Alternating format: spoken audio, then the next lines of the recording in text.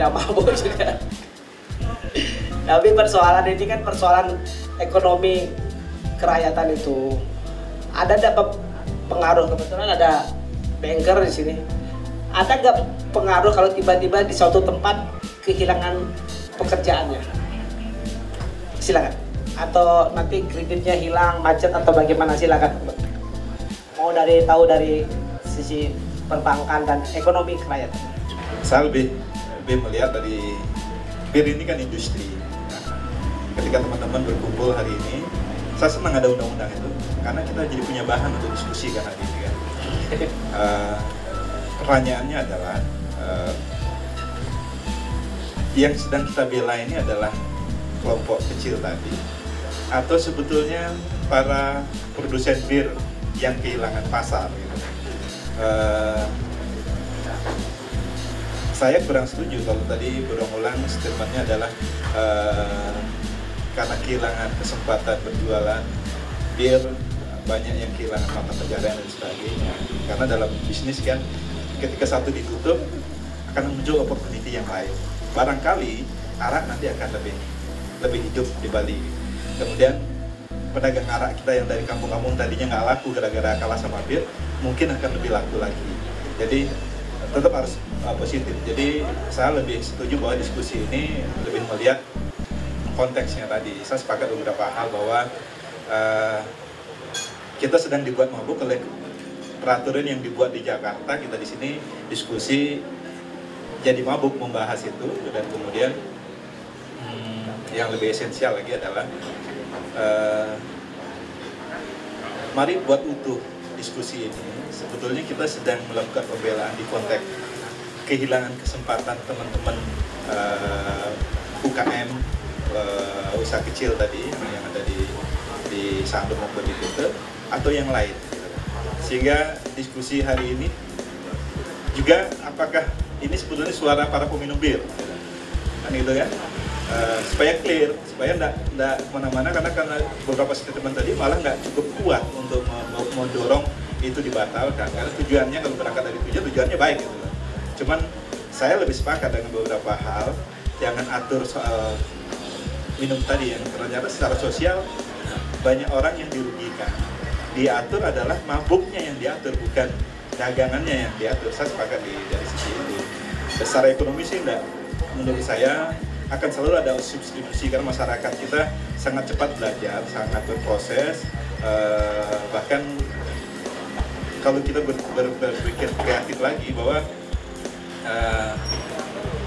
banyak pilihan untuk hanya mengupkan teman-teman yang kreatif tadi. Mungkin pilihannya tadi wine gitu lah, atau minuman yang lebih berkasta gitu lah, atau kembali ke arah ketua dan sebagainya. Ya, terima kasih. Betul, angle lain itu ada di peraturan daerah tadi tentang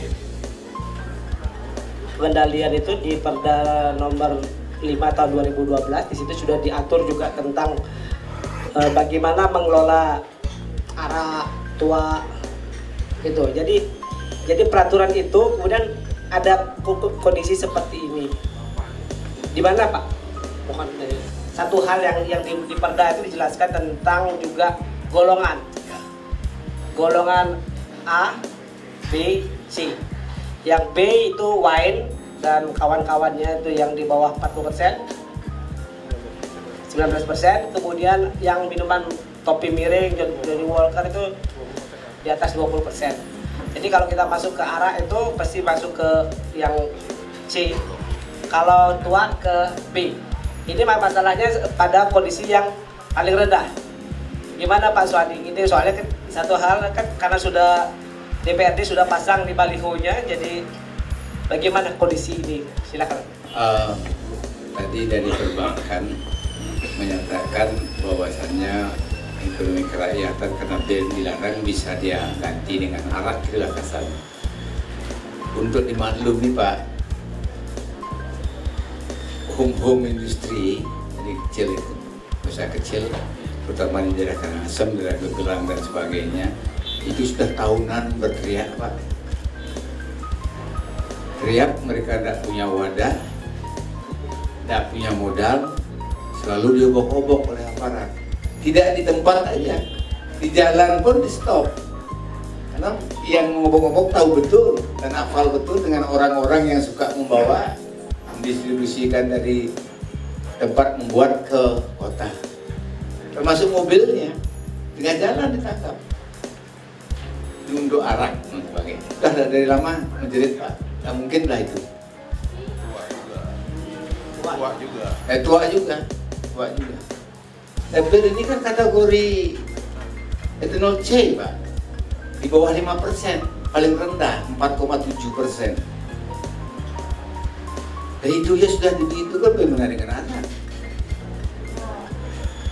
Dan untuk Perda 5 tahun 2012 Bali punya, itu dikategorikan ada 2 produk minuman beralkohol, produk luar dan produk dalam.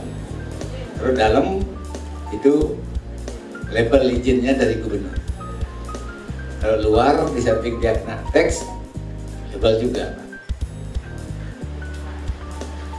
Dan untuk menyiasati ini, kalau namanya revisi Perda itu pasti merujuk ke aturan yang lebih di atas. Saya sependapat tadi bahwa kita lakukan perlawanan hukum terhadap permen ini. Kalau kita saru-saru seperti undang-undang pornografi bisa saja, tetapi inilah nempuk buat mereka yang mengobok-obok. Lagi teriak pedagang-pedagang kita untuk pengecualian yang namanya NKRI kayaknya sulit juga, kecuali kita order khusus daerah istimewa seperti di Aceh, kita atur sendiri semua. Itu kendala, saya yakin saya minta advice lebih banyak dari rekan kita yang memahami betul tentang produk perundang-undangan. Ya, silakan Pak Giri.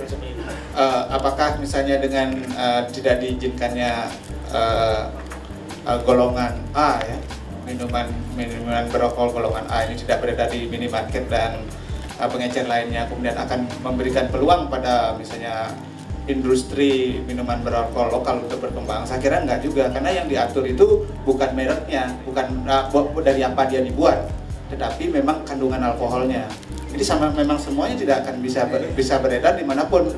Karena misalnya gini ya, untuk orang bisa menjadi pengecer ataupun pedagang penjual langsung, itu harus punya surat keterangan. Jadi memang harus ada izinnya. Jadi ini kan ada izinnya ini. Jadi menurut saya, jadi peraturan Menteri nomor 20 ini sudah cukup lengkap dan sudah cukup ketat gitu loh. Apanya yang mau misalnya ini baru 7 bulan gitu loh. Belum sosialisasi kemudian sudah diganti dengan kemudian melarang gitu loh. Ini kan betul-betul membunuh. Itu sama sekali tidak akan pernah memberikan berkembang minuman beralkohol jenis apapun di minimarket. Dan yang menurut saya, pertama saya ingin menjawab bahwa apakah diskusi ini hanya memang para penjual orang yang suka minum bir. Saya bukan peminum bir, Pak. Saya bukan peminum bir, dan selama hidup saya tidak pernah menghisap rokok satu batang pun. Apakah saya benci kepada perokok? Enggak, teman saya semua perokok dan fine-fine aja. Teman saya banyak peminum bir dan fine-fine saja, nggak ada masalah. Jadi diskusi itu bukan antara peminum bir, tetapi menurut saya bahwa peraturan ini tidak mencerdaskan dari segi kebijakan publik. Karena yang diatur itu bukan ekses yang merugikan gitu. Jadi untuk mengedarkan minuman golongan A ini begitu sangat ketat, tempatnya harus dipisahkan, tidak boleh pembeli mengambil sendiri, harus dilayani, harus menunjukkan KTP. Mau diapakan lagi itu pedagang? Orang bunuh diri aja disuruh supaya dia benar-benar mati gitu loh. Kan begitu artinya, ini sudah begitu sangat ketat kok. Jadi apanya yang, nah kemudian orang agak membingungkan, kemudian bicara tentang minuman beralkohol golongan A, B, dan C ini. Jangan-jangan golongan C-nya atau golongan B-nya yang banyak misalnya membuat sedih gitu loh. Sedih keluarga rumah ada karena sedih kantong dan lain sebagainya. Yang kena itu kan golongan A-nya gitu. Karena dalam membuat keputusan itu kan ada beberapa tahapannya. Satu, identifikasi masalah, kemudian dia pengumpulan data, kemudian mencari solusi terbaik, kemudian menetapkan solusinya, kemudian menerapkan, kemudian baru evaluasi dan monitoring. Kan begitu tahapannya. Ini loncat sudah memberikan kesimpulan bahwa minimarket dan pengecer lainnya bermasalah. Karena itulah kemudian dia dihapus. Nah, kesimpulan menteri itu dari mana dapatnya? Kan itu. Ini yang nggak pernah transparan. Kalau dari segi, dan ini tidak mendidik gitu Pak. Nah, dari jurisprudensi ini, peraturan ini akan banyak peraturan-peraturan yang lain yang bisa dibuat seperti tadi pengendalian babi guling gitu. Ya bukannya tidak mungkin, karena ada contohnya bahwa babi guling perlu dikendalikan. Kan gitu jadinya. Karena apa? Karena bukan efeknya yang di ini kan. Tidak ya? Ya. Apa yang mau disampaikan di sini? Karena kita sudah makin mengerucut saja. Permendag ini tidak berdiri sendiri kalau dalam konteks prolegnas itu. Jadi saya sampaikan juga kepada Pak Kut bahwa di prolegnas DPR RI sekarang ada satu prolegnas yang tentang RUU pelarangan minuman beralkohol gitu. Nah ini artinya adalah bahwa ini memang ada gerak tanda kutip ya, ada niat politik di balik pembuatan Permendag ini. Kenapa demikian? Karena sudah jelas sekali ketika prolegnas sebelumnya, jadi periode 5 tahun sebelumnya, prolegnas RUU ini tidak berhasil diketok palu karena tidak masuk, tanda kutip tidak masuk akal, terlalu banyak kerjaan negara yang lebih penting lagi. Tanggal 2 Februari 2015 ini kembali masuk lagi RUU DPR, mengusulkan itu P3, kemudian didukung oleh rekan politiknya. RUU tentang larangan minuman beralkohol. Ada indikasi ini rumor politiknya adalah ini didorong dulu di Permendag, sehingga ini di-upgrade Pak gitu, ke tingkat yang lebih kuat lagi secara hukum RUU. RUU akan didorong ketok palu tahun ini gitu. Kurang lebih nanti pengaturannya, kalau Permen ini kan bisa ditegur oleh presiden ya. Kalau teman-teman hukum di Jakarta melihat bahwa diktum daripada Permendag ini bertentangan dengan diktum daripada peraturan presiden gitu. Presiden itu mengatakan diktumnya adalah pengaturan gitu. Nah ini adalah larangan Permendag ini. Jadi sesungguhnya kalau dibawa ke diperkarakan, dibawa ke review itu akan kemungkinan besar ini dicabut gitu. Tapi kan ada tanda kutip ya bahwa ini ada RUU yang sedang digarap. Sekarang akan muncul komisi nanti akan ruang bidang penugasan itu di komisi 6 dan 8. Oleh karena itu saya pikir ini bukan hanya persoalan mengatur perdagangan semata dan bir, ini persoalan yang politis yang kita lihat siapa pendorongnya itu. Nah, pendorong ini sudah kelihatan. Saya tidak mau berbicara terlalu gamblang, Anda bisa simpulkan siapa gitu. Ada niatan mengatur negara ini secara konstitusi gitu, lewat parlemen akan diarahkan kepada paham yang diniatkan gitu. Sama dengan pornografi, kenapa perlu kita bicarakan lebih serius karena itu. Jadi saya berbicara bukan membela distributor, bukan atas nama pedagang atau peminum. Karena saya minum tuh kalau ketemu seniman, penyair itu baru ikut-ikutan gitu. Nah, yang perlu ditarik benang merahnya adalah itu.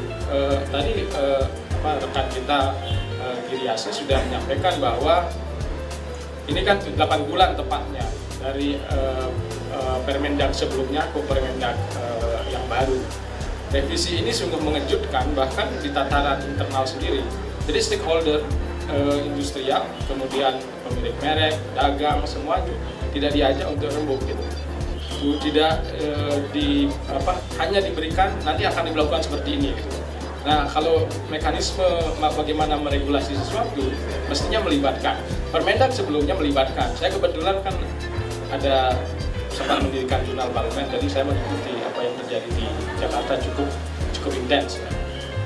Gerakan arah bagaimana meregulasi ini sudah cacat hukum secara proses regulasi. Jadi sosialisasi permen tidak ada.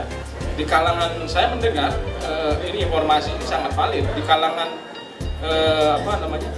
departemen sendiri, Perindak sendiri kaget gitu. Jadi jangan tanya distributor, jangan tanya pedagang, orang di Permendag sendiri kaget. Prosesnya sangat clear sebenarnya. Ketika Pak Menteri itu mau berangkat ke Davos, kemudian kalau tidak salah singgah ke Jepang, di situ beliau draftnya ditandatangani dan masih mau dikaji, tapi sudah bocor ke media oleh kelompok-kelompok yang kami tahu gitu.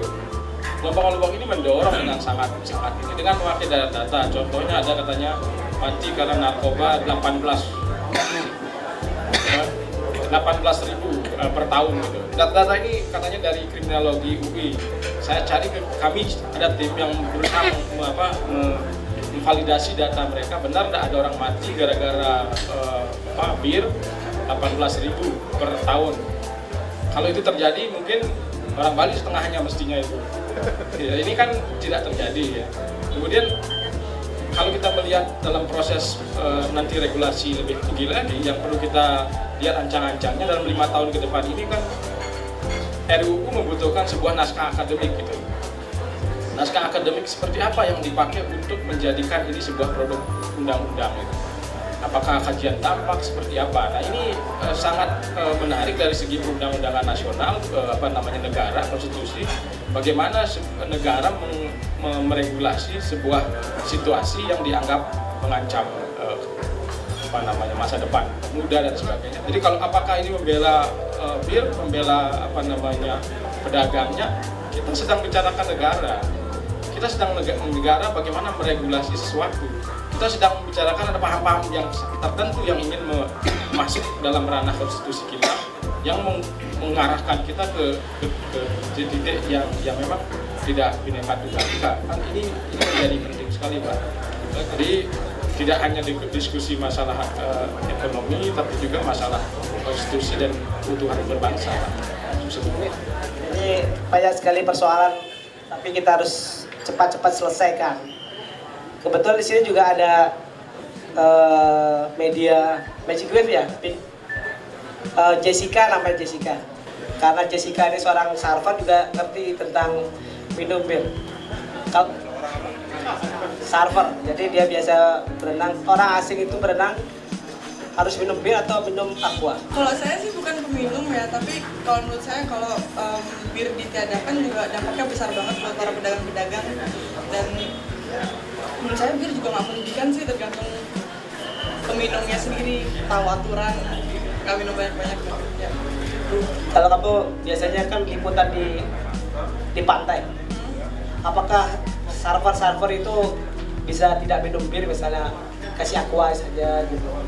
Kayaknya enggak deh, kayaknya enggak, karena emang gimana ya, emang minumannya mereka itu sih, jadi kayak artinya kan kalau dalam kondisi itu bisa berbahaya pariwisata.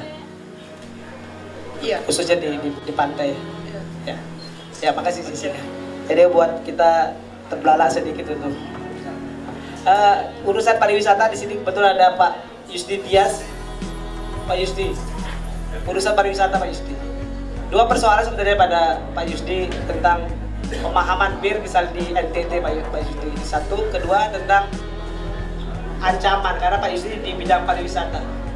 Ada nggak ketakutan kalau bir itu hilang, kemudian turis itu memindahkan pilihannya tidak kembali? Silakan Pak Yusdi. Ya, ini ada dua hal kan mengenai misalnya kalau di NTT dan segala macam. Ya saya simpel aja, itu kalau barang haram, kadang-kadang para pemuka agama di sana minum bir itu tidak haram lah barang itu kan. Itu saya parameter dari sana. Saya lihat pemuka agamanya minum bir ya aman-aman saja barang itu. Tidak ada yang menawarkan alkohol yang lebih gawat itu Johnny Walker dan segala macam, misalnya mobil gitu ya. Kalau kita siang campur dan segala macam. Yang kedua mengenai pariwisata. Ya ini kan aneh-aneh nih, Menteri Perdagangan ini tidak punya background pariwisata, dia taunya buat mobil elektronik aja. Ketemunya barang mati gitu loh. Dia enggak ketemu manusia. Jadi kalau ketemu manusia berdiskusi dan segala macam, saya nggak tahu nih apakah sakit juga dia larang atau tidak ya. Karena ini kan menterinya ini kan berat sekali ke Jepang. Saya rasa jelas akan ada dampaknya mengenai menghilangnya bir dan segala macam. It's a very common drink gitu loh, orang ayo tapi have a beer gitu kan konotasinya. Jadi kalau kita mau aneh-aneh, promosi yang kita ke luar negeri yang sudah budgetnya rendah, ditambah lagi kelakuan yang aneh-aneh seperti begini nih. Kalau ada orang mabuk karena bir, orang mabuknya lah yang ditindak, bukan barangnya ini yang hilang. Ada beberapa minuman keras yang alkoholnya lebih kuat, itulah yang perlu diregulasi dengan transparan. Kadang-kadang sudah kita beli cukai, ternyata cukai itu palsu gitu loh. Jadi rugi 2 kali, ini mau siap wedding, barang ini ternyata tidak boleh diedarin, barang palsu gitu. Kok bisa? Itu harusnya dihukum 3 kali lipat. Ya, bukan yang orang mabuk biasa di jalanan. Kalau kita punya pekerjaan yang bagus, on time, pemerintah memberikan perhatian pekerjaan terhadap bagus, nah ada orang mau mabuk gitu, dia pasti mau kerja besok pagi takut terlambat. Itu saja, terima kasih. Terima kasih Pak. Kita pun berharap, saya tidak ingin juga anak-anak saya nanti di bawah umur SMP, SMA sudah minum bir, saya pikir itu kelewatan Pak. Jadi minumlah pada usianya. Jadi kalau saya lihat tagline itu bagus juga. Jadi bir itu bukan untuk minuman untuk orang dewasa, jadi bukan untuk membuktikan Anda telah dewasa. Jadi kami sangat mendukung itu dan kami ingin mensosialisasikan itu lebih jauh Pak. Jadi minumlah secara bertanggung jawab, jangan berlebihan. Nah itu menurut saya sih sangat benar itu Pak. Dan kami sempat baca lihat di media juga pada saat Menteri ngomong apa artinya 6 triliun pemasukan dari bir. Kami saat itu tidak melihat beliau sebagai Menperindak Pak, tapi kami melihat beliau sebagai Menteri Agama terus terang. Ini kok Menteri Menperindak bicara apa artinya 6 triliun gitu loh. Padahal kalau kita bicara di WHO Pak, itu peringkat bir itu sebagai produk yang mematikan itu produk yang kesekian Pak. Itu pun jika addicted Pak, diminum berlebihan itu akan berbahaya. Nah itu yang kita juga tidak inginkan sama-sama. Mungkin dari saya itu ya, terima kasih Pak. Ya, dari Pak Toto, silakan Pak. Satu hal yang perlu kita perhatikan dan saya harap sekali lagi di sini ya segera kita rumuskan lah. Memang hanya ada satu langkah Pak, upaya perlawanan hukum, class action dalam hal ini ya. Saya rasa itu yang paling efektif. Mudah-mudahan warung resmi ya bisa menjadi leading sektor. Di sini mengumpulkan teman-teman untuk memberikan masukan ke Pemda. Inilah dasar-dasar pikiran apa yang sudah dihasilkan dari diskusi ini dan bagaimana agar segera ditindaklanjuti oleh Pemprov maupun DPRD kita siapapun itu ya, agar nantinya disampaikan ke Jakarta untuk melakukan class action perlawanan hukum terhadap produk Mendak ini. Demikian, terima kasih. Jadi biasanya sih kalau pengusaha itu bagaimana, jadi agak enggan berurusan dengan hukum, bukan karena sifat karakter pengusaha ya. Jadi cenderung mencari jalan yang lebih soft. Tapi kalau misalnya kalau kita lihat bahwa persoalan ini adalah persoalan politik, jadi sebetulnya bagaimana sebuah mazhab ingin menguasai sebuah negara itu memang ada perlawanan politik. Misalnya kalau seandainya mazhab yang melarang orang makan daging itu berkuasa, maka kita akan disuruh jadi vegetarian. Ini kan mazhab yang menjahatkan minuman beralkohol. Padahal sebetulnya belum tentu dia jahat gitu. Kan ada. Jadi kan mazhab yang menjahatkan gitu. Mengharapkan itu memang ada perlu perlawanan politik. Memang ada perlu perlawanan politik itu tentu di legislatif dan kemudian di eksekutif itu ujung tombaknya. Jadi kemudian berdasarkan pengaduan masyarakat, kemudian ada perlawanan hukum. Perlawanan hukum itu misalnya kan kalau misalnya terhadap gugatan terhadap, misalnya kalau itu memang peraturan melanggar konstitusi, satu orang warga pun bisa, siapapun saja bisa, asal memang bersedia melakukan gugatan itu berdasarkan konstitusi. Kenapa? Karena misalnya kalau kita setahu saya sih pasal 27 ayat 2 itu jadi setiap warga negara berhak untuk mendapatkan pekerjaan dan penghidupan yang baik. Atas dasar inilah karena memang begitu banyak. Karena dia kan ini barang yang diakui di POM gitu loh. Jadi barang legal ini. Kemudian dia dilarang kan itu berarti menghilangkan pekerjaan orang, menghilangkan penghidupan yang layak. Jadi itu bisa. Jadi memang ada perlawanan hukum di sana. terus kemudian ya perlawanan politik ya. Ya, terima kasih. Apa yang akan dilakukan, karena ini kan sudah tanggal 6, 10 hari lagi, kemudian itu berlaku, kemudian tiba-tiba distribusi tidak ada di pengecer dan ini. Silakan Pak Suwandi. Jadi pertama kami akan koordinasi dulu di Dewan dengan pimpinan-pimpinan fraksi. Tujuan kami adalah akan mengundang terutama wakil-wakil Bali yang ada di pusat, baik itu DPD maupun di BRI, untuk menyamakan persepsi.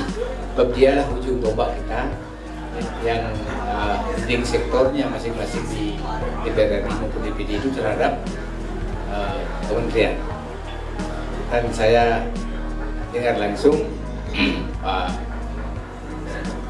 Karna setelah saya membuat statement 3 minggu lalu tentang BRI, dia nelpon saya dan dia sudah menghadap, sudah bertemu sama Menteri Perdagangan, dan kurang lebih 3 hari yang lalu, kayaknya malam saya ditelepon, sudah ketemu, dan hasilnya akan ada tim khusus dari kementerian ke daerah, ke provinsi. Sementara dia sampaikan khusus untuk pedagang-pedagang pengecer di pantai itu ada kelonggaran. Hanya yang tidak diperkenankan nanti di warung-warung, di minimarket dan toko-toko. Itu hanya ada di restoran-restoran yang punya izin dan di hotel. Itu yang pertama. Makanya ini yang akan kami lakukan dulu, langkah pertama untuk sepakat dalam wadah fraksi masing-masing kita satu untuk mengundang mereka semua itu untuk memperjuangkan di tingkat pusat. Sebab di daerah kalau kita teriak tidak ada artinya. Kalau tidak kita punya putusan dari daerah. Itu Pak Dewan yang akan kita akan lakukan. Sementara untuk Perda Provinsi nomor 5 tahun 2012 kami akan diamkan dulu. Kalau itu direvisi harus mengacu perundang-undangan aturan yang ada di atasnya. Gampang malu udah tahu. Kita sudah sampai pada titik akhir diskusi ini, tapi tetap akan ada diskusi berlanjut karena kita takutnya besok-besok lagi ada peraturan-peraturan yang nyeleneh seperti ini, tiba-tiba A, tiba-tiba B, tiba-tiba C, dan banyak sekali rakyat kita yang tidak terlibat dalam persoalan-persoalan peraturan karena dampaknya. Terima kasih sudah kehadiran Bapak Suwandi, Pak Kedok Suwandi, Pak Giri, Pak Fendi, dan kawan-kawan semua yang sudah memberi masukan pada kita sore ini. Diskusi ini akan berlanjut nanti minggu-minggu ke depan. Mudah-mudahan kita tetap bisa punya kepedulian pada masyarakat, terutama pada masyarakat Bali. Terima kasih dan mari kita tepuk tangan buat diskusi ini.